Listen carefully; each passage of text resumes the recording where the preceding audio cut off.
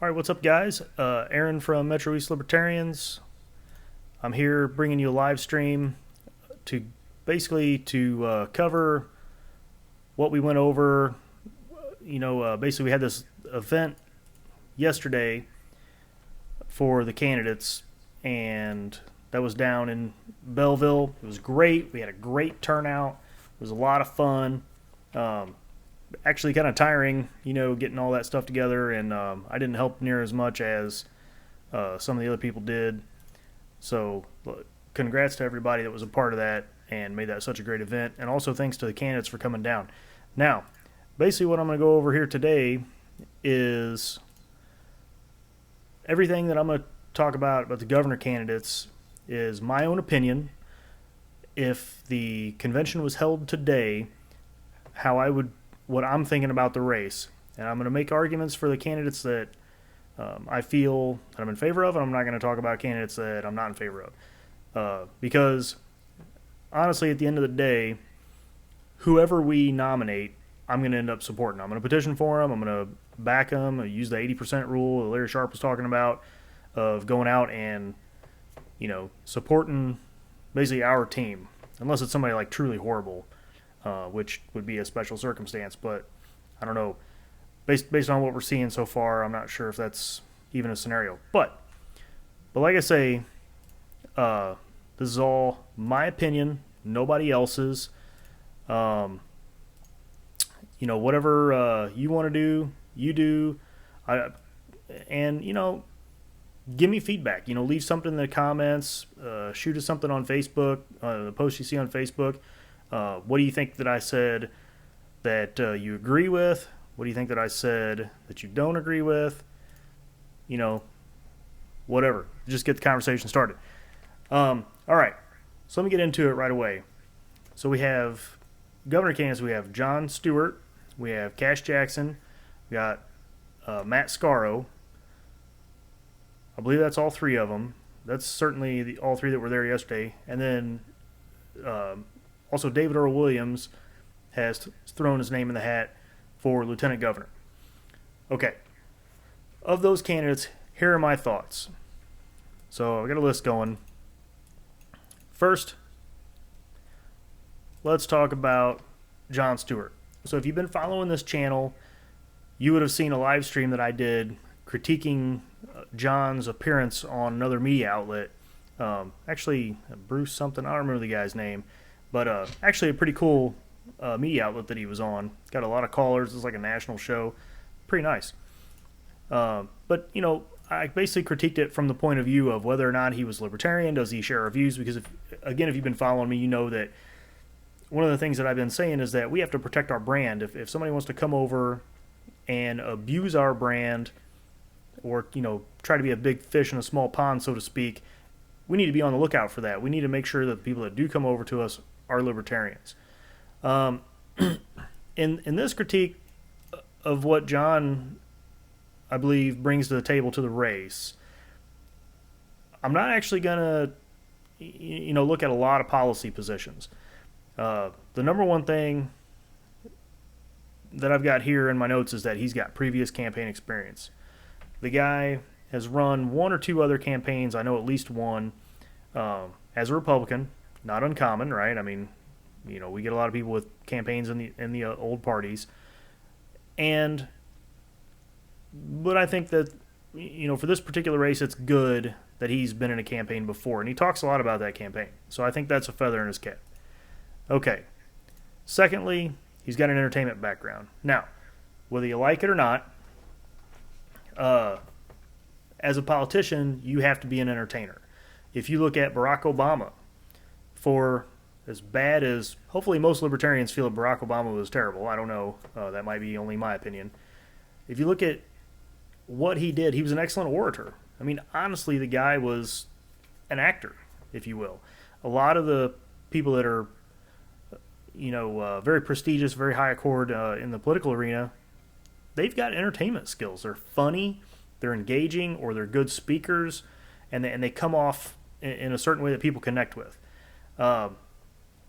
John was a professional wrestler, and let's be honest, this is the year of the professional wrestler. You got Dwayne Johnson has thrown his hat into some kind of race. I don't remember which one it was.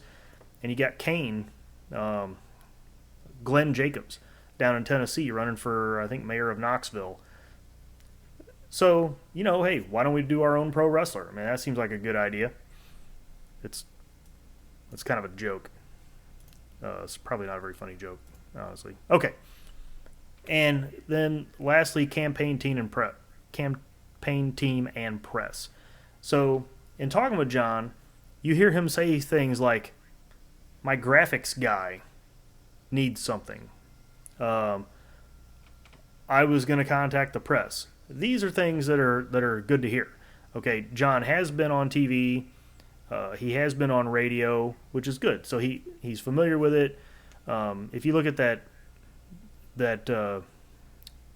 video that I was critiquing, you see John presented himself very well.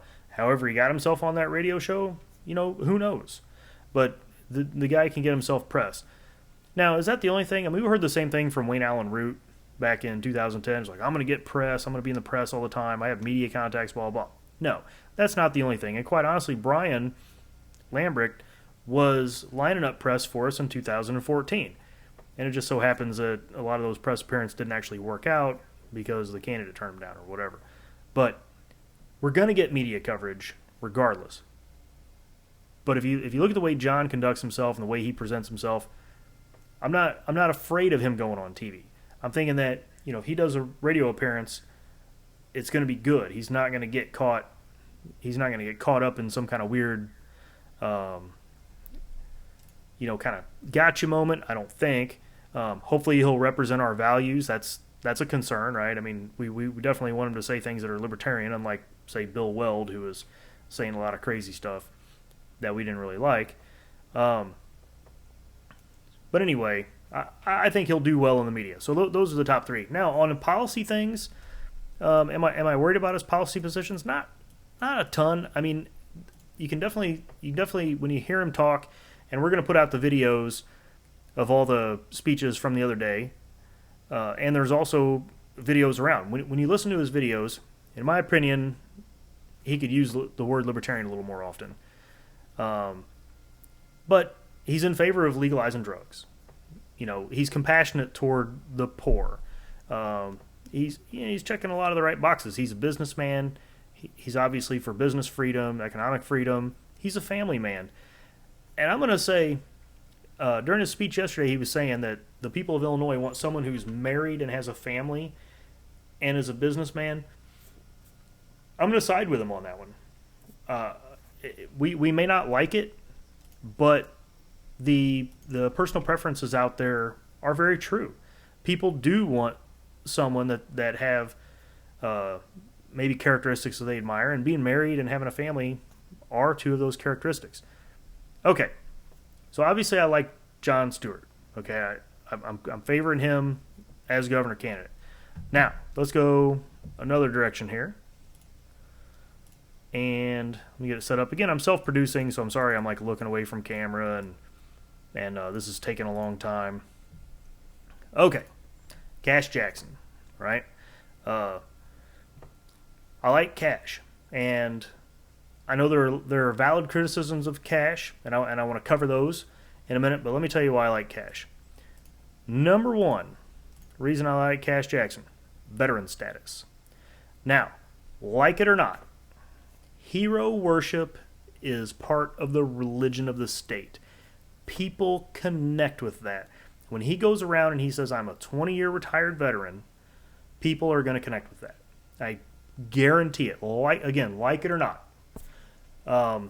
Veteran status is huge. As a veteran myself, I've played this card. I mean, I'm not ashamed of it. If people, you're having an argument with people and people are like, well, you don't support the troops, or, you're anti-war because of whatever. It's like, well, look, I'm a veteran. Okay. And that card, it's good to have that in your arsenal. It's good to show that as libertarians, that veterans are on our team, because the other parties parade their veterans around. Let's be honest. Okay. Now, social media. Whereas I think John is going to be good in traditional media, which is good. Cash, however he's done it, through his activism and the causes that he's on about, he has built a serious social media following. Now, will that social media following directly relate to his governor campaign? Probably not, because he built it in other ways. Might help him with donations, who knows. But what it means is that he can build a social media following. He's done it already. And so when he goes to build a social media following for his gubernatorial race, I feel like the same methodologies and things will carry right on over. So, one of the places that we're lacking, sorry about that, one of the places we're lacking in reach and everything is on social media. I mean, we share our own things. We're trying to get our word out and everything, but we're being trounced by the old parties. I mean, I was watching live streams on Facebook, and I like to think of Republicans as a bunch of old squares that don't engage in technology. It's not actually true. Whereas Gary Johnson was pulling in 2,000 or so viewers on his Facebook live streams, which, whatever he was doing, his live streaming production was really good. That was, whoever was following him around doing that for him, hats off to you. You guys were looking really good. But Trump was doing it too, and he would get, 10, 15 times what Gary was pulling in. I was looking at the numbers, like I say. I mean, Tuesday evening, you jump on Trump's live stream, 30,000 people watching. It was crazy. Anyway, Cash does these live streams, and I'm going to be honest, they're good. They're very heartfelt. You always see people engaged. The whatever he's talking about, people want to hear his opinion. They're on there chatting and interacting with him and things. So I think that's good, man. I mean, as he's doing his campaign and he starts doing those types of streams and carrying on like that, he's got an engaging presentation. I think that's a feather in his cap. That was a lot of talk on a very, not a minor point, but only one point. Moving on, his demeanor. This might be because I'm a veteran. It might be because my past experience or whatever. I think that the way Cash Jackson talks and the way that he presents himself is very engaging. He comes off like a very genuine person who really cares and is very convicted. Again, I think this is a feather in his cap. This sort of no-nonsense, engaging approach, I believe, is going to endear people to him. And if we have people that are on the fence, that they're thinking, can I vote Libertarian? The tide is moving in our direction. I firmly believe that. I firmly believe that more people are disgusted, so we're going to pick up a little bit more vote there, just from people that are disgusted with the current system. And then from there, there's other people that aren't really disgusted. Maybe they're sympathetic to us or whatever, but we can pick them up as voters through the election cycle, okay? I think that the way Cash presents himself and the way he interacts with people on social media and things like that, I think he's going to convert people. I really do. I like it. When you listen to him talk, you're going, this dude is not trying to sell me something. He's not trying to, get me. He doesn't come off like snake oil salesman-y, I like it. So I think his demeanor, feather in his cap. Now, valid criticisms of Cash, right? Single issue speech, okay? Oh, I got all my memes back on the screen. Let me get those off. Okay, so Cash came to us not from a place of political activism so much as he did, from his activism on parental issues, okay? So this is a route to libertarianism that honestly I haven't seen before.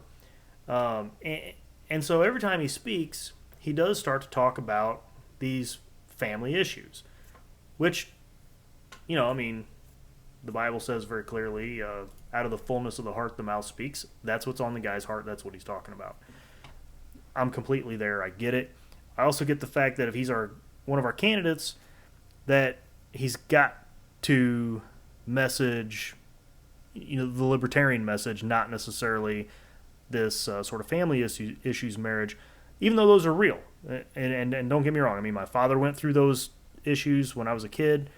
He had a bad divorce. He had issues with the court system. I mean, some of the issues that he's talking about are real, and I'm sympathetic to them. I completely get it. However, we have to be talking about, we got to have Cash talking about campaign issues, and kind of get him off of that. So that's one criticism, I suppose, but that's today. That's July 2017. He has to begin to message for us after he receives the nomination, if so he does, next March and following. Okay, so there's a long time that people can work with him and he can decide and sway people saying like this is how he's going to message, or these are the things that he's going to concentrate on, so to speak. So I see it as a criticism, but at the same time, I think that this is something that his campaign team can overcome, and time will change it. I mean, if you look back, 2015, we had Chris Michael was vying for the nomination for Senate. He had real messaging issues, but he was addressing them. And, he got started early on. He was reading. I think he was going to Toastmasters, things like that, to work on the way he presented himself and the way he speaks. So, again, back to what I said about Jon Stewart, I say he could use the word libertarian a little bit more. Again, this is something that that time will probably correct for. And we did see yesterday, he did say, he used the word libertarian several times. He's very happy about, the way people in the party are treating him and everything. I think these two work well. Now, okay, so now, I said I wasn't going to say anything bad about the other candidates. And, I'm not going to give pros and cons for Matthew Scaro. I feel that he's a good candidate. But I think the reasons that I gave in favor of John and Cash, I think they speak for themselves. I like Matt. I don't know. I don't think it's like governor time for Matt. I'd like to see him run. I don't want to say next time. I mean, I'd love to see Matt do a campaign. I like Matt. I just think not governor, not this year, when we have John and Cash. Now, David Williams, again, I like David. I think he's a good candidate. He has campaign experience. He has a massive social media following as well. I like those things about him. Matt is an entrepreneur. I like that about him. I just think right now, for 2018, I like Cash and John. My ticket, again, if the convention were tomorrow, and I'm one vote, the argument that I would make would be in favor of Jon Stewart as our governor candidate, and then Cash Jackson as our lieutenant governor candidate. The reason I say that is John's a little older. John has expressed, if you look at my other my interview, my one-on-one interview that I did with John at the convention, I believe he said that this was his last deal. He's running for governor, and then after that, he's just going to go back to his family. He's not going to do any more political things. That's fair enough, right? I mean, you can't run for office all the time. John, so what I'm getting at is, for the ticket, what I'd like to see is John at the top of the ticket. He's older. He's a businessman. He's got that entertainment background, and he has a family. And then he has as his right-hand man a 20-year Navy vet who speaks with great conviction and drive and is great on social media. I honestly think that's a pretty nice combo. I mean, I think a combo like that can do some damage in the governor's race. I really do. I'm not going to go and say, I think we're going to win. This is the winning combo. But I really think it's going to have appeal. There's a lot of people out there, a lot of people talking about openings. It looks like the Democrats are going to nominate, somebody super wealthy, and Rauner's kind of damaged. I mean, he hasn't gotten anything done. Some of his supporters are frustrated with him. Now he is doing some good things. I mean, he's vetoed the tax increase and things like that, so he might retain some support there. But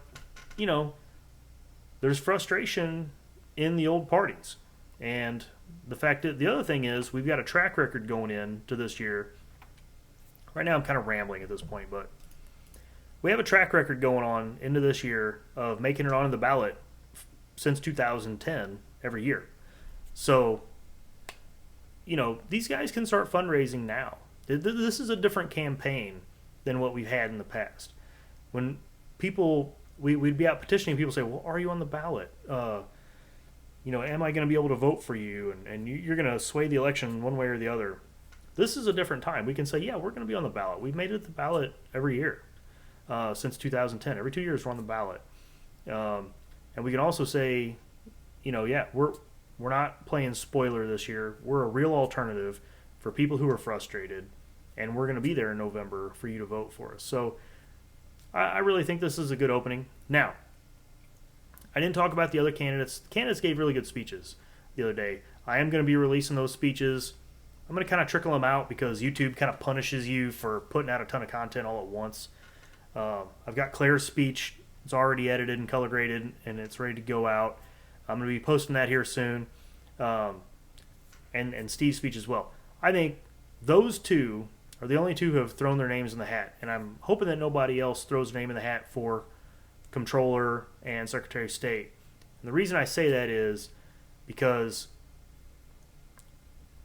those two are really strong candidates. They're already working on their campaigns, and we still have Attorney General and Treasurer open. So if somebody else wants to join the race, those two spots are open. If you got a financial background, throw your name in for Treasurer. And if you're a lawyer and for some reason you're a Libertarian, definitely we need a state's attorney candidate, Attorney General, whatever, candidate. So those spots are open. Again, so this is what I'm looking at for the ticket. Somebody might come up and join the race at the convention next year, like what happened in 2016, where Kent came and threw his name in the hat for Senate at the convention. I certainly didn't know about it ahead of time. So you never know what's going to happen. The convention was today. That's my ticket. Stewart at the top, Jackson, Lieutenant Governor. Cash has not told me that he would take the Lieutenant Governor's spot. So this is all my opinion on what I think would be a good ticket. Anyway, hope you guys enjoyed this stream. I should have more content. I got some more local stuff I need to cover. I've got a board meeting this week, so I might have some stuff from that to cover as well. And what I'm really looking to do with this channel over the next at least 6 weeks is do one live stream and one shot video per week. So I'll be giving you guys 2 videos a week. I like the live format because it's kind of off the cuff, it's kind of natural, and I don't have to spend time editing it. I like that. If you guys, if you don't think the live stream is worth watching, I mean, I've been doing this for 26 minutes now, so it's kind of a long video. If you don't think it's worth, staying in the video and you want shorter videos that are easier to digest, I get to the point a little bit quicker, let me know in the comments. Other thing is, of course, I am monetizing this content. The reason for that, we got what I'm going to call several $1,000s, somewhere around $5,000. I've got wrapped up in this whole setup between the audio, my encoder, my software, my cameras, and then of course my time putting everything together and producing it and doing it all. I feel like making 15 cents on YouTube advertisement is the least that I can get, and then also plus because capitalism. So I am monetizing this content. That said, if you like it, please share it. Give me a thumbs up. Put it out on social media. Tell your friends about it. Subscribe to the channel. All that kind of stuff. That all helps me. Okay. So anyway, I'm not asking for donations yet. I might set up a Patreon. I don't know if I do that. Anyway, whatever. All right. Well, I'm not seeing any questions in the chat. If you guys don't have any questions, which it doesn't look like you do, if you do, leave them in the comments. I'll get back with you, or hit us up on social media. Thanks for watching. I appreciate it, and I'm out.